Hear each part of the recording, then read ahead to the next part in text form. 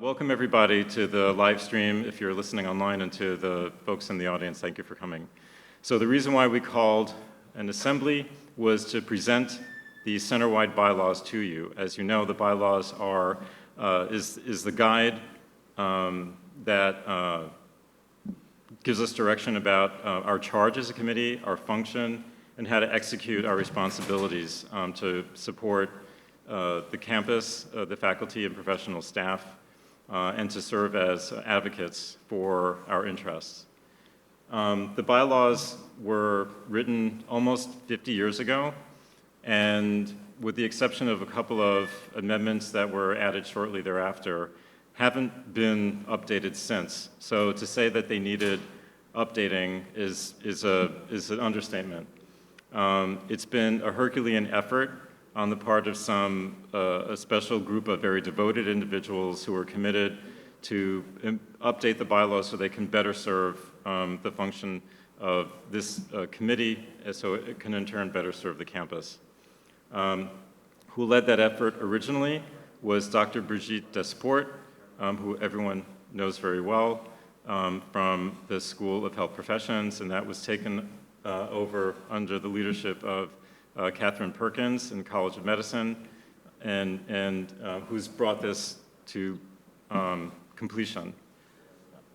The officers that have been currently serving on the committee are the Secretary, Vikram Bhagpadam, and the new presiding officer-elect, Dr. Alan Noren. And so with that, I'll leave it to Dr. Perkins to present the bylaws to you. As said, this is an opportunity to reacquaint everybody in the Assembly what the bylaws are, what they're designed to do, and to what the functioning of the Center-wide Committee is. And you'll have time to review and to come back in the Assembly to ask questions in early January when the vote is launched. Hi, everybody. I'm Catherine Perkins, and I've been chairing the Bylaws Committee. You can see up on the screen there the names of the members of the Bylaws Committee. And there's a member from each of the schools and colleges at Downstate, and we've been working together to update these bylaws. Let's see. So I just wanted to talk you through the procedure we've been following. We've worked for many years to update the bylaws, and we've looked at the SUNY University Senate bylaws, the policies of the Board of Trustees of the State University of New York, and then checked out the bylaws of other SUNY campuses to help us in updating our own bylaws. The Bylaws Committee prepared a draft of the bylaws, and we've been checking in with the Center-wide Executive Committee as we've been going along and getting their input. This year in July through October, we've been receiving input not just from individuals on the Center-wide Executive Committee, but also the executive committees of all the schools and colleges. We got some good input, and we've made a few edits and additions since then to respond to that input. This month, we sent the proposed wording to Henry Flax, who many of you probably know. He's been a Downstate a member of this assembly for many years. He's now the parliamentarian for the SUNY University Faculty Senate. And I talked to him on the phone today and got some really great feedback from him. So we'll be implementing some of those little changes that he suggested in the document. Thanks, Henry. Okay, so just recently, you should have gotten an email that had the proposed text of the document, along with the old 1973 bylaws so that you could look at that. And today, we're having this center-wide assembly meeting. This gives you an opportunity to give me input. I've got my clipboard, my pen here to write down things that you say, also to ask questions of us. Then the Center-wide Committee, the Center-wide Executive Committee, so that's a subset of this group. The Center-wide Executive Committee that has membership from all the schools and colleges will meet and approve the final version, the final text of this document. Then we're going to have another one of these special assembly meetings. That'll allow people to come to the mic and say, hey, I think you should vote for these new bylaws because of this reason or that reason, or no, hey, I think you should vote no on these bylaws and this is why. So we'll have that meeting in January. And then we're going to have the vote. So the current bylaws say that we're supposed to vote within 2 weeks of a special assembly meeting. So we'll be trying to do that in January of 2023. And then it's going to take a 2/3 majority of the people voting to approve the new bylaws. So here's some features of the bylaws document that was emailed to you. So in blue font, you have significant additions that weren't in the old bylaws. Red are significant substantive changes. If there was a tiny change, like changing an A to a V, that was left in black font. Then there's commentary following each of the articles. And so some of that commentary is going to say where this was found in the old bylaws.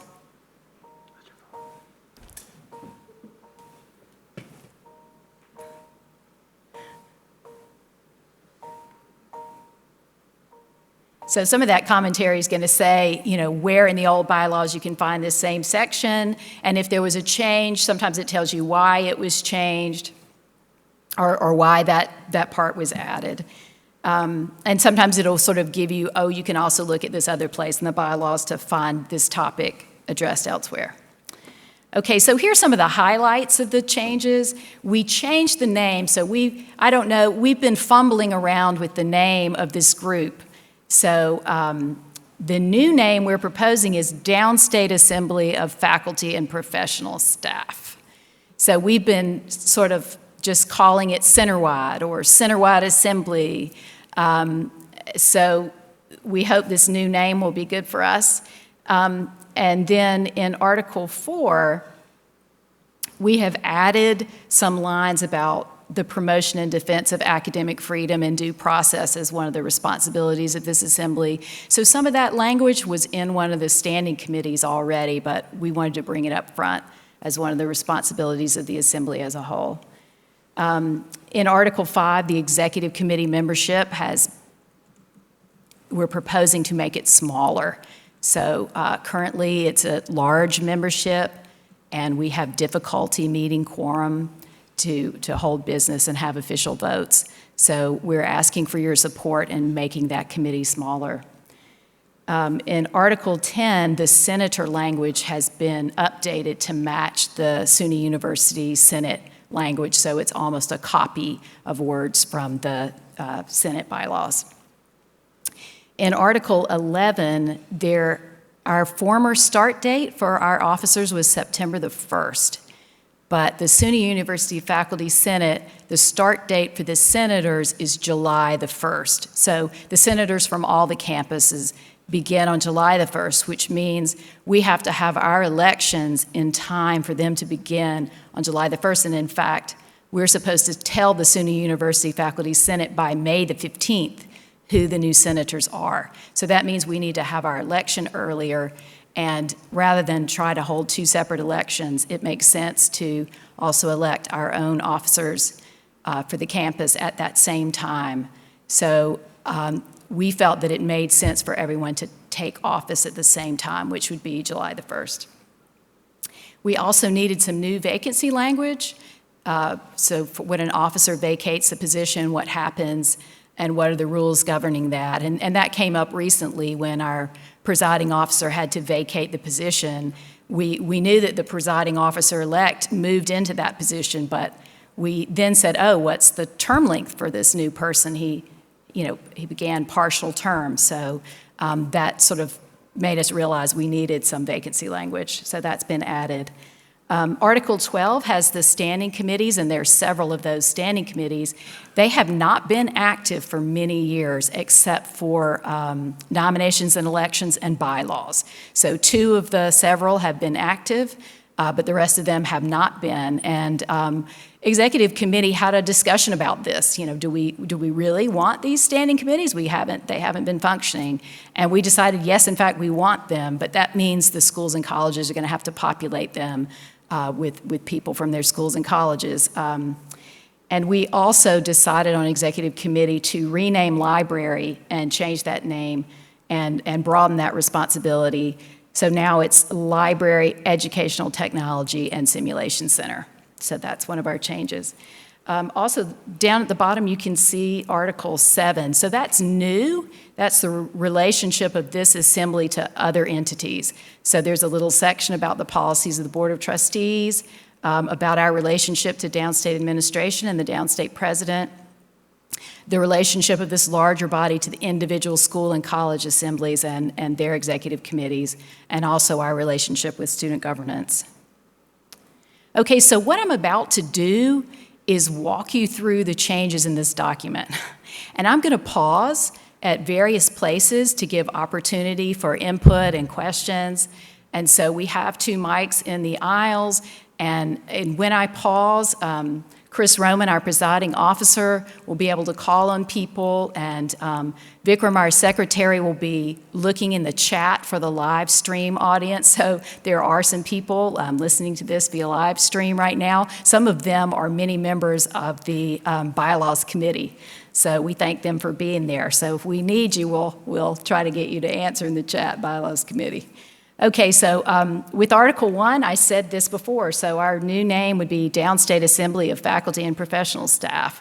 Our former name was DMC, in brackets, HSCB, Faculty and Professional Staff Assembly, but we had been calling it Centerwide Assembly of Faculty and Professional Staff. So since we're no longer calling ourselves Downstate Medical Center, some of the representatives from the School of Public Health suggested Downstate Assembly of Faculty and Professional Staff, and the Centerwide Executive Committee voted to approve that. They liked that name.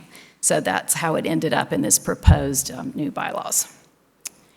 Article 2 is definition of terms. I'm not going to go through that. I think that might be a little bit boring. Article 3 is the membership of the Downstate Assembly of Faculty and Professional Staff. That's the chancellor of the university system, the president of SUNY Downstate, and the faculty and professional staff. That did not change. In Article 4, we've got the goals, rights, and responsibilities of the Downstate Assembly of Faculty and Professional Staff. That first part in black font is the part we didn't change.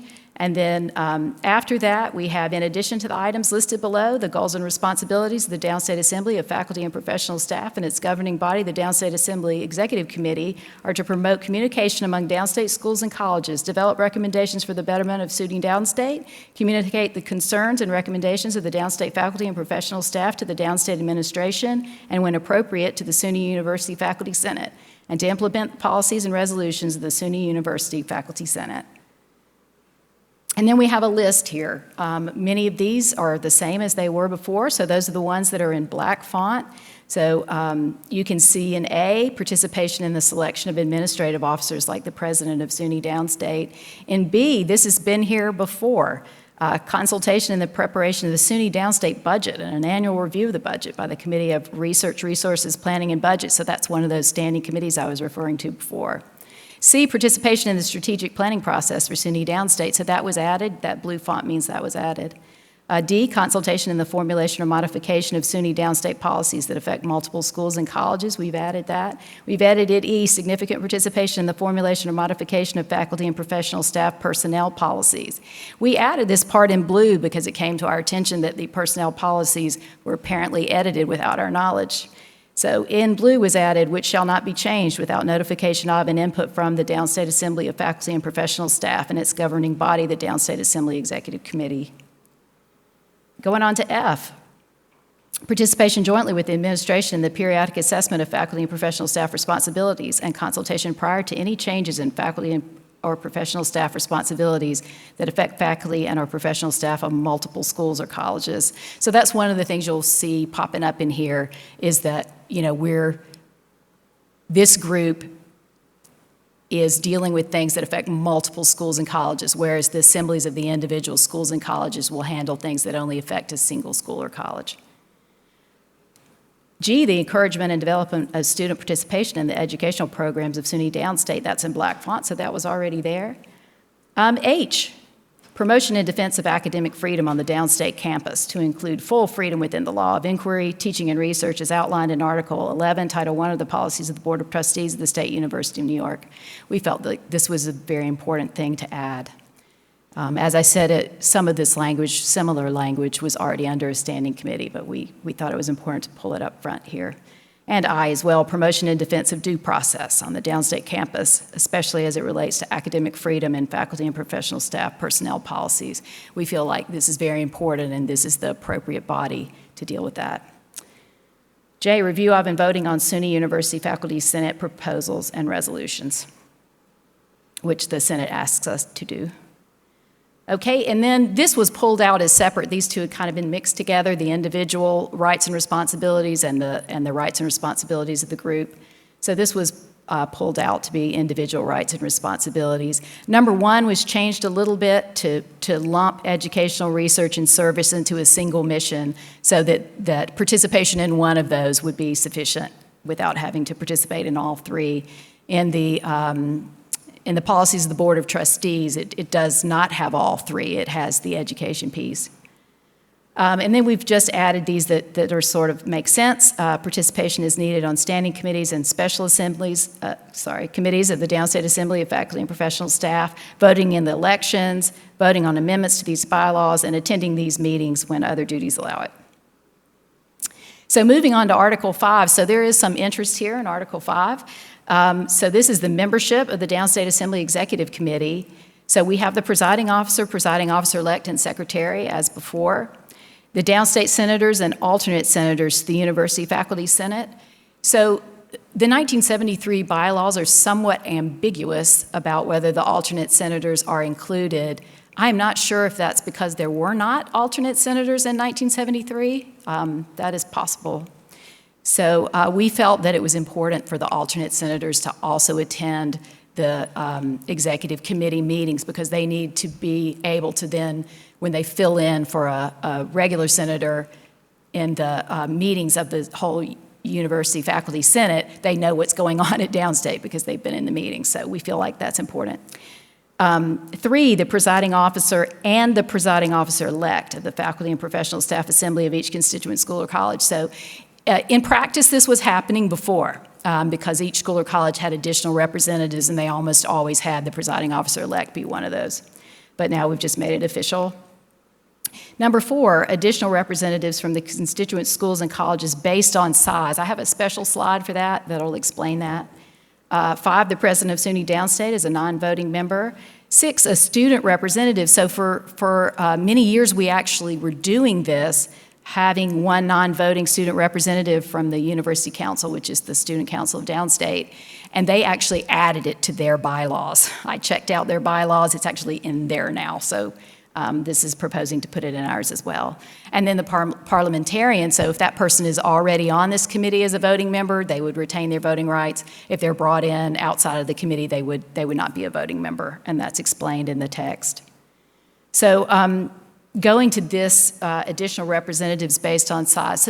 So this was a compromise that we came up with, and I like it very much because it's kind of based on what the SUNY University Senate does to decide how many senators from each campus are part of that Senate body. And so what they do is they have one senator from each campus, regardless of the size of the campus, and then up to 3 additional members based on the size of the campus. So this is kind of a similar thing. What we're proposing is to have the presiding officer and presiding officer-elect from each of our schools and colleges at Downstate, and then up to 3 additional members depending on the size of the school or college.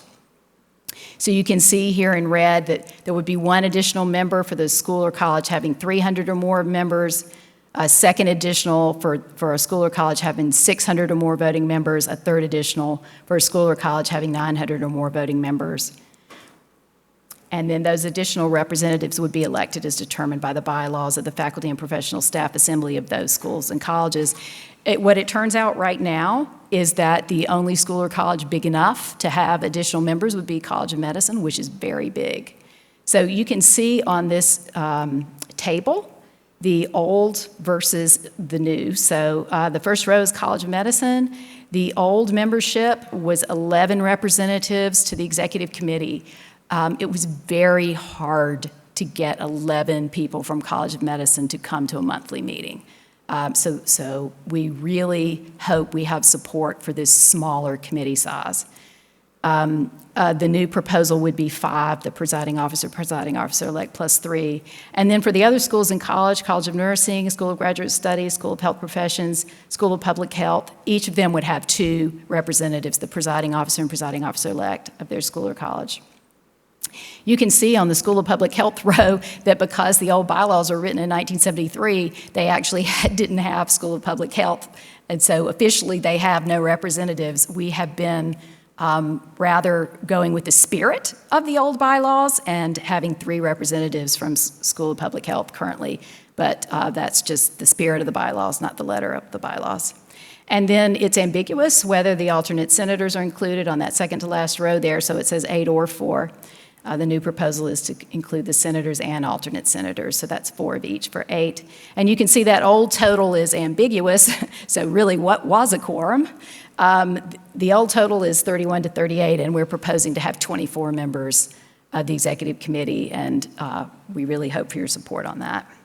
So at several places, I'm going to pause for input, for questions or comments, and this is the first of those. So if you want to go to a microphone and if you have a comment, I've got my paper, my pen, I'm ready to take it. Vikram's going to monitor the live stream chat, and now's your chance. I'd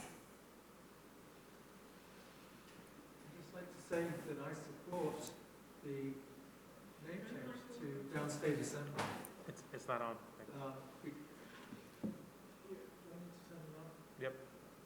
Sorry. Okay, I'd just like to say that I support, it's Nicholas Pennington here, I support the name change to Downstate Assembly, for short, of faculty and professional staff, because very often meetings are called, and they're called, even town halls are called centre-wide meetings, and people think, oh, it's the centre-wide, but it isn't. You know, so I think Downstate Assembly would be, people would realize that it's this body, you know, the faculty governance body. I'd just like to say that actually changing the bylaws started under Stefan Reinert, because I was there at the time, and then Rona Jocks, and they had a full committee, and they did a very, very large amount of work. I think you were on that committee. And then Bridget Desport took over as the chair and did another large amount of work. And then congratulations to you for actually pushing the ball right across the touchline, hopefully, in January. Hopefully. Thank you, Dick. Thank you, Dr. Pennington, for bringing forth the people who made critical contributions. A lot of gratitude for that. Thank you.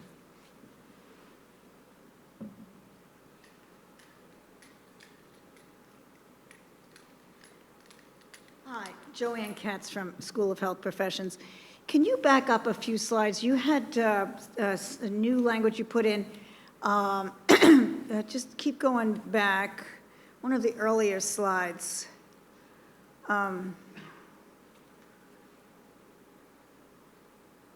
That's the beginning. It was that far, but it was early on. Well, you mentioned something about communication amongst the schools and colleges. Is this? To promote communication among Oh, yes, downstate. that one. I would put communication and collaboration amongst the downstate schools and colleges, because in most of our accrediting bodies, having interprofessional education and interprofessional collaboration is very important, and this would help to emphasize that, I think. Okay, thanks. Thanks very much. And one of the standing committees, which is educational policy and curriculum, we also added language about collaboration among the schools and colleges and looking for education opportunities among the colleges. So if we have time, we'll see that language too. Thank you very much, Joanne.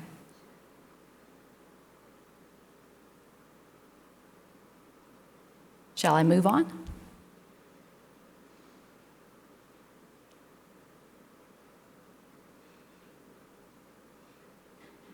Okay, so moving on to Article 6, we have the functions of the Downstate Assembly Executive Committee.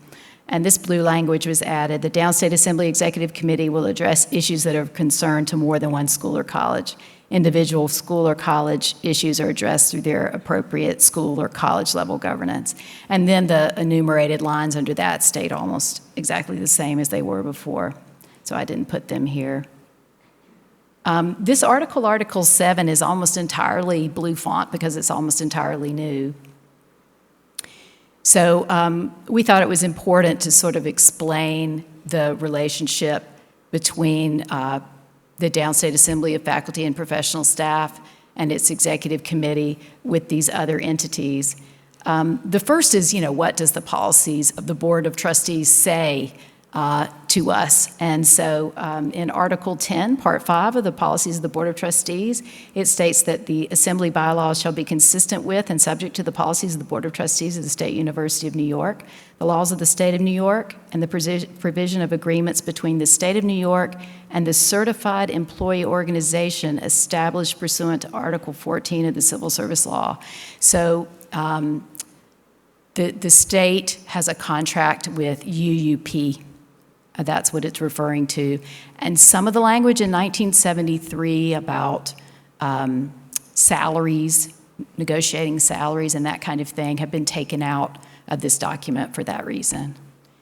Number 2, Article 10, Part 5 of the policies of the Board of Trustees further states that provisions of bylaws concerning consultation with the faculty shall be subject to the approval of the Chief Administrative Officer of the college, and that all actions under bylaws shall be advisory upon the Chancellor and the Chief Administration Officer of the college. So this is just reality. And I thought having that reality in the bylaws was a good idea. Relationship to the SUNY Downstate President and Administration. So a lot of this was happening already, but it's here now. The President and other administrative officers shall recognize the Downstate Assembly of Faculty and Professional Staff and its Executive Committee as the voice of the Downstate Faculty and Professional Staff. The President and other administrative officers shall recognize that representation of faculty and professional staff on downstate committees is essential, and that the Executive Committee of the Downstate Assembly of Faculty and Professional Staff is the appropriate source to approach when faculty and professional staff representation is sought for downstate university-wide committees or for committees representing the campus. So we would like our elected representatives to be called upon by the President and the other parts of the administration. Number 3, the President shall meet with the Downstate Assembly Executive Committee or the presiding officer and presiding officer-elect at least 2 times per year to discuss those activities, plans, and changes and policies that affect the SUNY Downstate faculty and professional staff or the mission of SUNY Downstate, and to hear concerns and resolutions of the faculty and professional staff. So this was happening before COVID. President Riley was meeting with the presiding officer and presiding officer-elect at least 2 times per year. Number 4, in the event that urgent matters are raised by the Executive Committee or the Downstate Assembly of Faculty and Professional Staff, those concerns may be communicated by the presiding officer to the President or the President's representative without delay. Number 5, the presiding officer will ensure that the past resolutions or other determinations of the Downstate Assembly of Faculty and Professional Staff or the Downstate Assembly Executive Committee are communicated to the Downstate Administration for information or implementation when necessary and proper. Number 6, the presiding officer may request a written response from the President to resolutions passed by the Downstate Assembly of Faculty and Professional Staff or its Executive Committee. And then number 7, there was already there. The President shall speak at the regular semi-annual meetings of the Downstate Assembly of Faculty and Professional Staff, which he has been doing. And then Section C is going to be the relationship of this assembly of all the downstate faculty and professional staff to the assemblies of the faculty and professional staff of the constituent schools and colleges.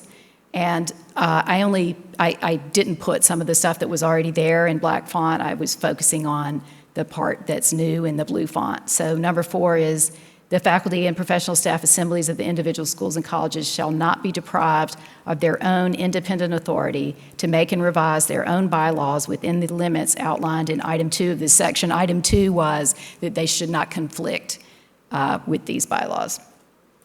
Number 5, the faculty and professional staff assemblies of the constituent schools and colleges shall participate in the maintenance of academic standards of their particular school or college, including requirements for admission and the granting of degrees.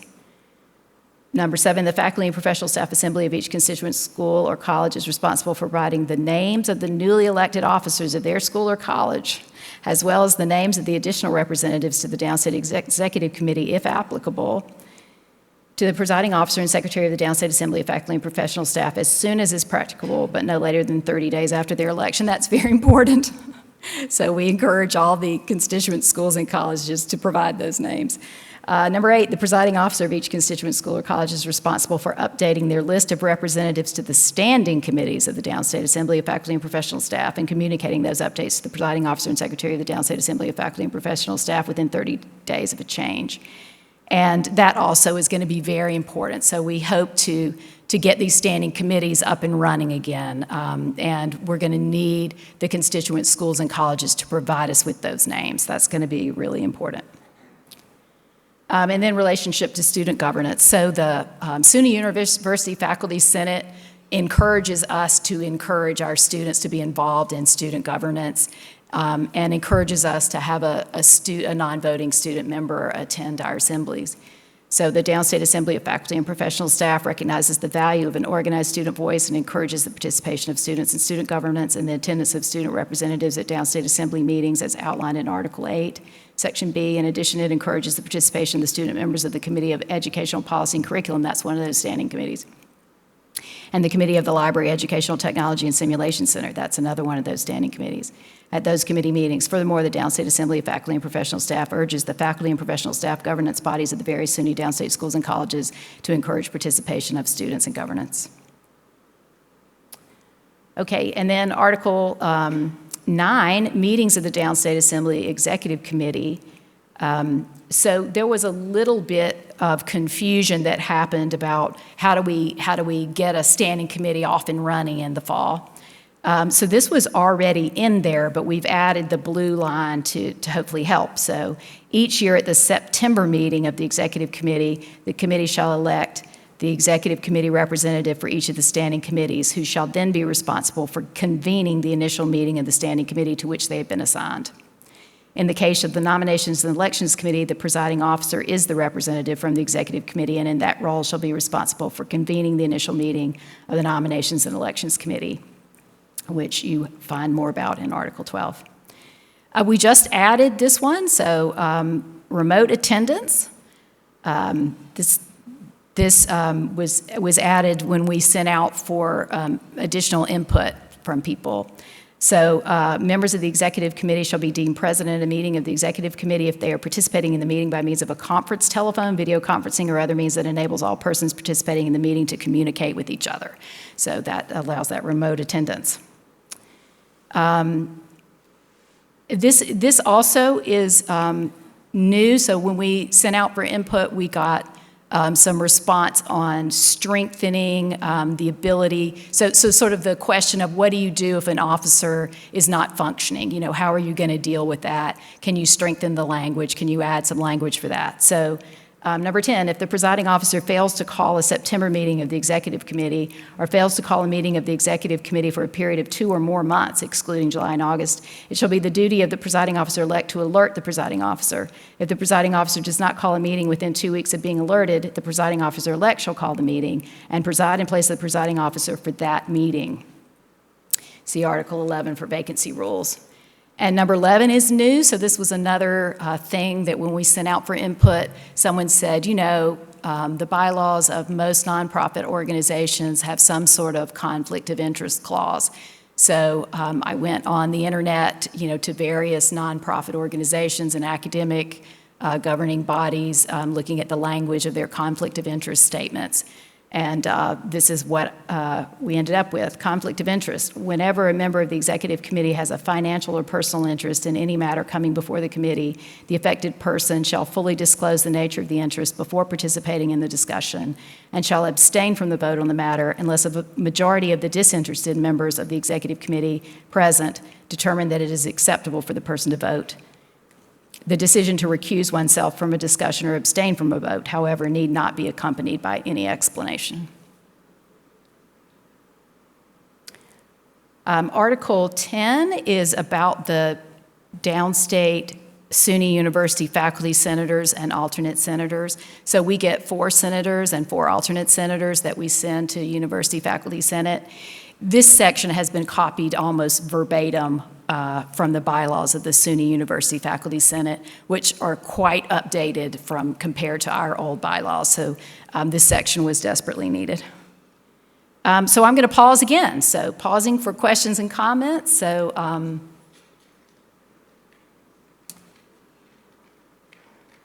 Hi. What? I should just sit here. If you can back up again to the slide where you talk about the faculty assembly, professional staff assembly involved with admissions and the curriculum.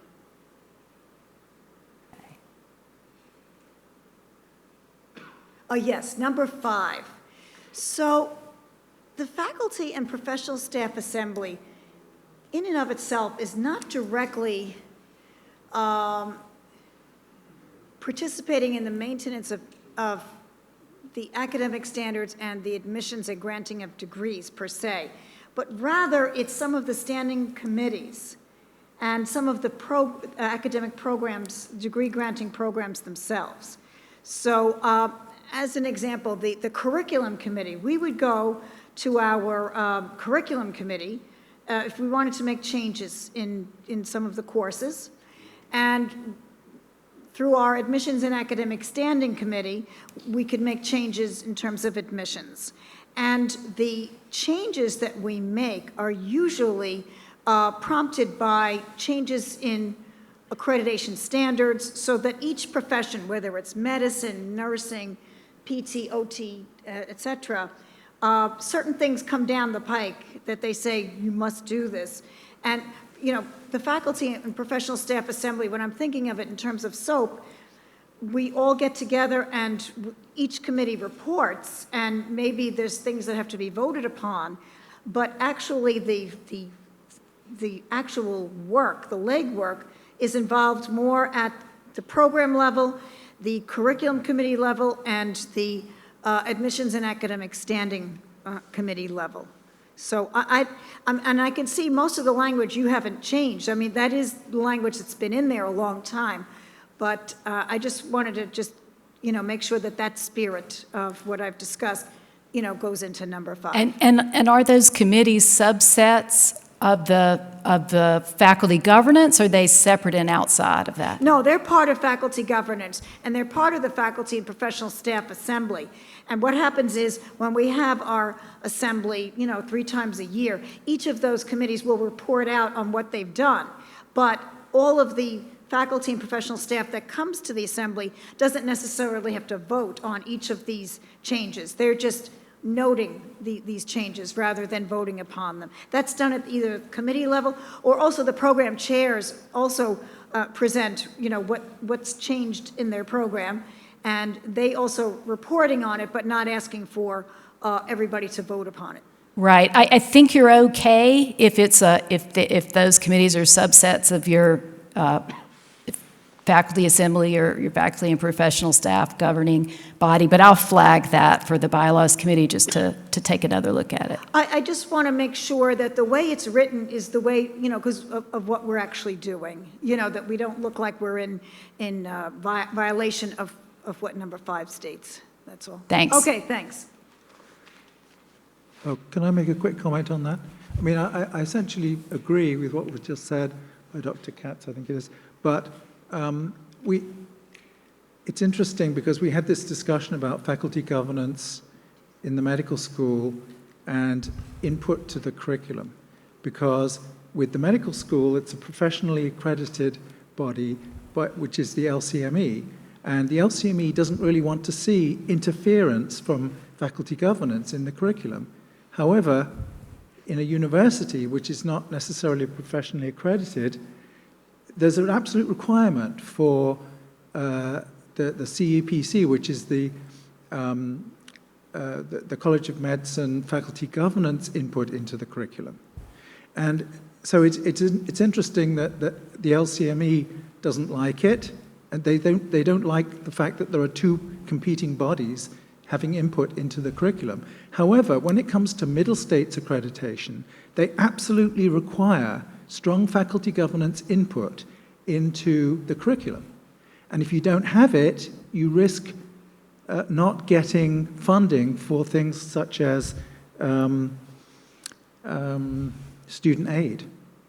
So even though the LCME is not in favor of faculty governance input into the curriculum, the middle states definitely is.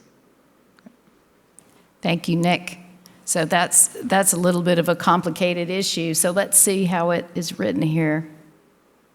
The faculty and professional staff assemblies of the constituent schools and colleges shall participate in the maintenance of academic standards at their particular school of college, including requirements for admission and the granting of degrees. Okay, so we'll flag that and talk about that one a little bit more. Thanks. Yeah, and just to piggyback on that, we have the Commission on Accreditation in Physical Therapy Education, CAPTE, which is the PT version of LCME. And I'm writing my accreditation report right now. That's probably why I keep putting my 2 cents in. I'm in the middle of writing my self-study report.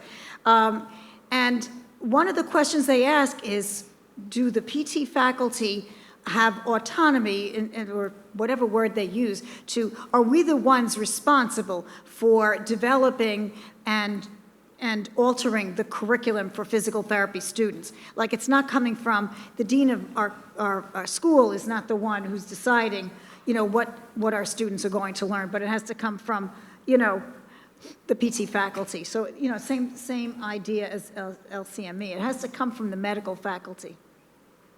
Thank you.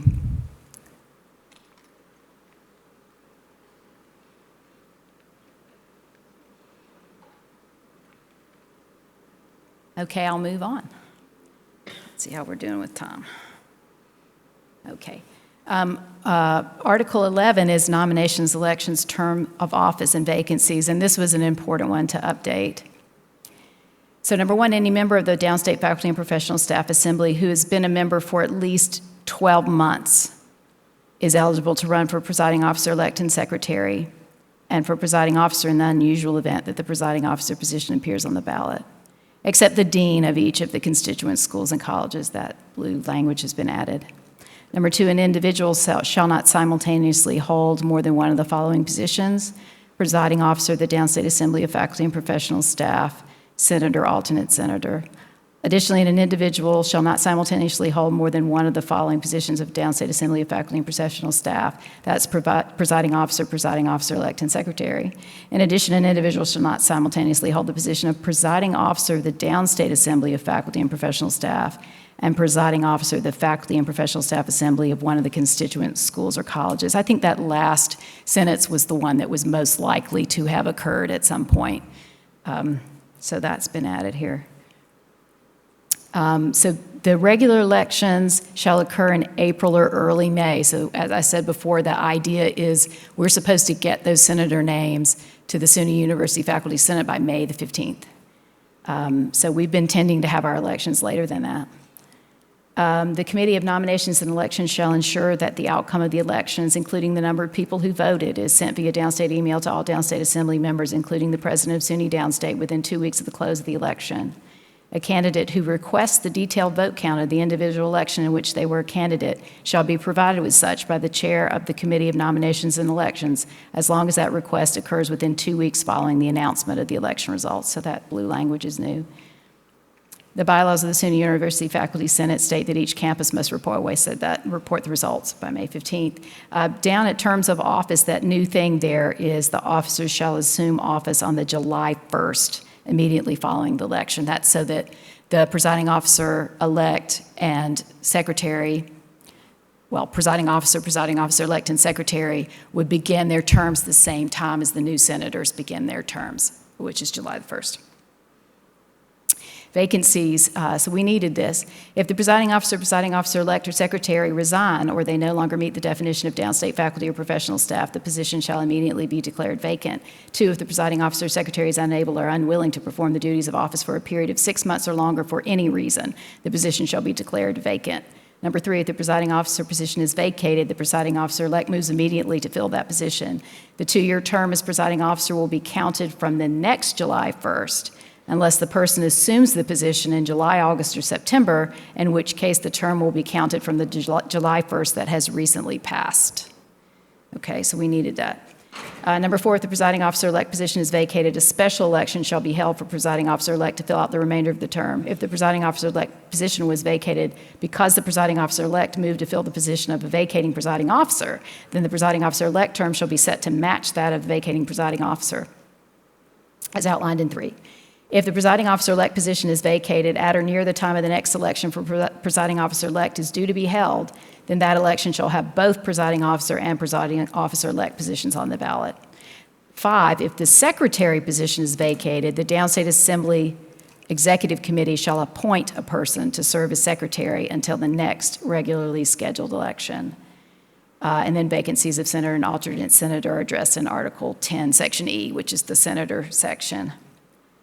So pausing for questions and comments.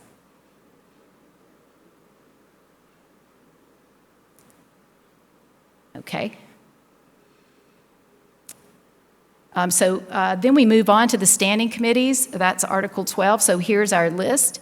So one thing we did was try to make the appearance of the names of these committees be consistent in the document.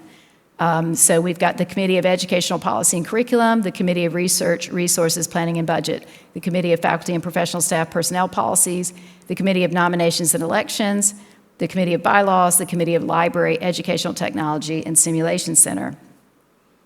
So typically, general rules for standing committees. Okay, so moving down to C, the presiding officer shall be an ex officio member of all standing committees. The presiding officer-elect may substitute for the presiding officer if the presiding officer is unable to attend a meeting. So that in blue is new. The presiding officer shall be a voting member of the Nominations and Elections Committee. The presiding officer shall be a non-voting member of the other standing committees. So Henry Flax pointed out to me on the phone, you cannot have it both ways, and suggested that we cross out, and in the case of a tie, may cast a vote if present, because then the presiding officer is not a non-voting member. So, point well taken. D, membership of standing committees will be monitored by the Executive Committee and made available on the Faculty Governance website, which will be updated regularly. E, if a member of the standing committee or subcommittee cannot serve their full term, the chair of the standing committee shall request the appropriate school or college's faculty and professional staff executive committee appoint or elect a replacement to serve on the committee for the remainder of the term. If the member was the representative from the Downstate Assembly Executive Committee or was a member appointed by the Executive Committee, then the Executive Committee shall select a replacement to serve on the committee for the remainder of the term. F, in cases in which a standing committee's membership includes the chair of each constituent school or college's committee with comparable responsibilities or functions, that is most of the committees, and the chair of that committee in a constituent school or college is unwilling or unable to serve on the Downstate Assembly Standing Committee, then the constituent school or college shall provide another member of that committee to serve on the Downstate Assembly Standing Committee. And this was already here, but worth saying, in cases in which a standing committee's membership requires a member from each constituent school or college's committee with comparable responsibilities and functions, and a constituent school or college does not have such a committee, then the constituent school or college shall provide a member by election or appointment by its faculty and professional staff executive committee. That's so that we can fill out these standing committees. We're going to need that. We added the remote attendance, a line that you saw for the executive committee is here as well in B. H, if the executive committee determines that a standing committee has not convened or is not functioning, the executive committee may vote to replace the executive committee representative for that standing committee or the chair of the committee. And K, the executive committee may refer issues to the standing committees as it sees fit. Then we move into the standing committees. Here's an example. Most of the membership looks like this. This happens to be the Committee of Research, Resources, Planning, and Budget. And we can see that the Committee of Research, Resources, Planning, and Budget shall consist of 6 voting members, 5 of whom are the chairs of the committee with the comparable responsibilities, functions in their school or college. The 6th member shall be a representative from the Downstate Assembly Executive Committee and shall be elected by that group. The committee will be initially convened by the member from the Downstate Assembly Executive Committee, but will elect its own chair at its first meeting. So I just wanted to show you what most of them look like because this one is unusual, the Library Committee. Okay, so the membership here has changed. I think that this is going to be the last thing we're going to have a chance to look at. But I think it's worth looking at. So this committee has 10 members. Now, this has changed. So previously, the chair was elected in an election of all the faculty and professional staff of Downstate. I guess in 1973, library committee was a really important thing. So we've changed it to be like the other committees so that the committee elects its own chair once it convenes. So 5 of the members are going to be the chairs of the committee with the comparable responsibilities and functions in their school or college, like for the other standing committees. The 6th member shall be a representative from the Downstate Assembly Executive Committee and will be elected by that group like the other standing committees. The 7th member shall be an additional member from the College of Medicine, from the College of Medicine's committee with the comparable responsibilities and functions. So that was there in the 1973 bylaws, that the 7th member was from College of Medicine, that they had 2 representatives to the committee, whereas the other schools and colleges had 1. College of Medicine has asked us to preserve that in these bylaws. The 8th voting member, this was here already, is a member of the library staff, who is also a member of the Downstate Assembly. This 8th member shall be elected every 2 years by those members of the library staff who are also members of the Downstate Assembly. The 9th member shall be a Downstate Assembly member working in educational technology or the simulation center and shall be appointed by the Downstate Assembly Executive Committee. So that's new to go along with the new title of the committee.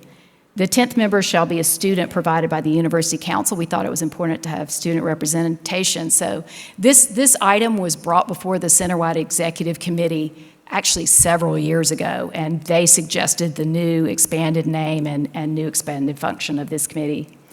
And the committee will be initially convened by the member from the Downstate Assembly Executive Committee, but will elect its own chair at its initial meeting, like those other committees. Here's what the old membership used to look like. So the chair was elected by the Assembly every 2 years. 2 members were elected by the College of Medicine Assembly. Then 1 each was elected in a separate election by the constituent schools and colleges. The director of libraries used to also appear on this committee. And like now, 1 person from library elected by the staff of the library every 2 years. So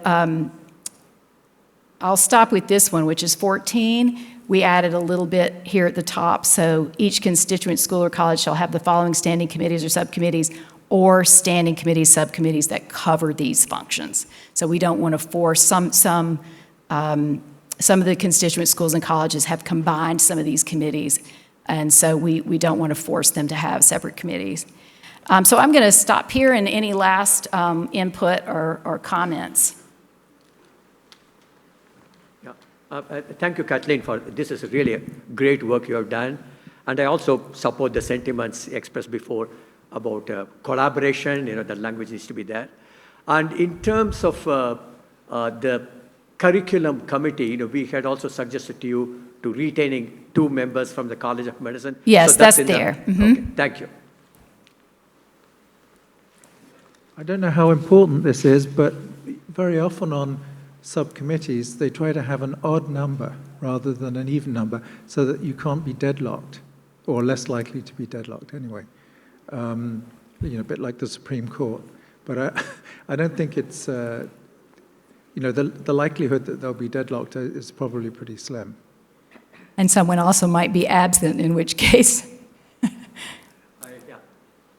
I just want, in the rare occasion when it happens, usually the president can cast an additional vote. I think Well, when Henry Flax was reading through this, he said you can't have it both ways. Oh. Either the presiding officer is a voting member or he's not. Oh, okay.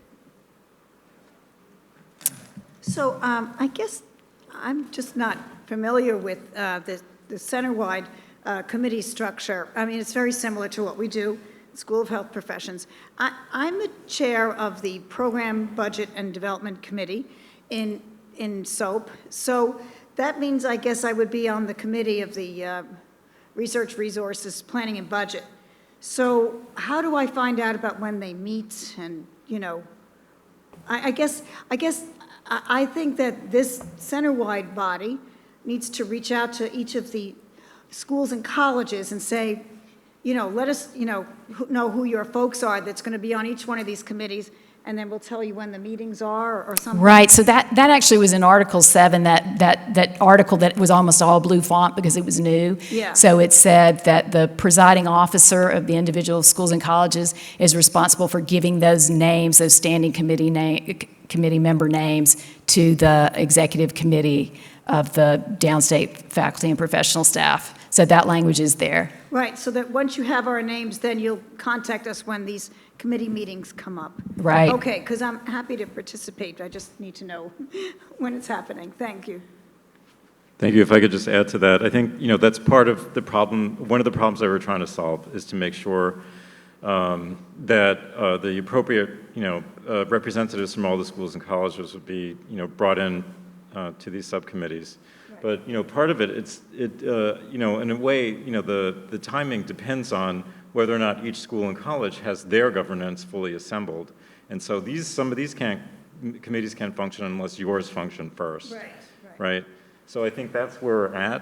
Do you want to add to that? No? Okay. So we've already started that outreach. And so now that we have a better idea of the status of different governance committees, then it'll be much easier for us to populate all of these committees moving forward.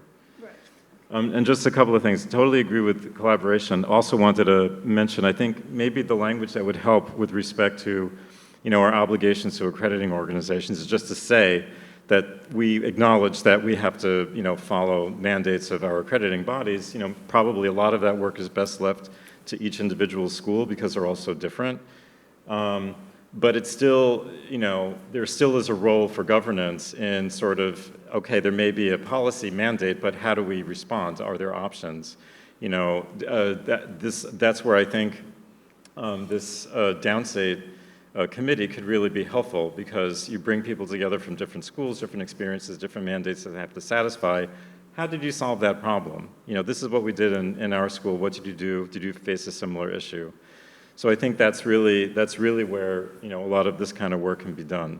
So if I think there's a way to articulate that, I think, that would be helpful. I'll let you close this out, Chris. Oh, yeah, please recognize Dr. Stewart. Welcome. First of all, it's a ton of work and it's very impressive. And you don't have to go back to it, but at the first part you had a table, the numbers don't add up. So check the addition. Thank you. Yeah, that's right. I noticed that.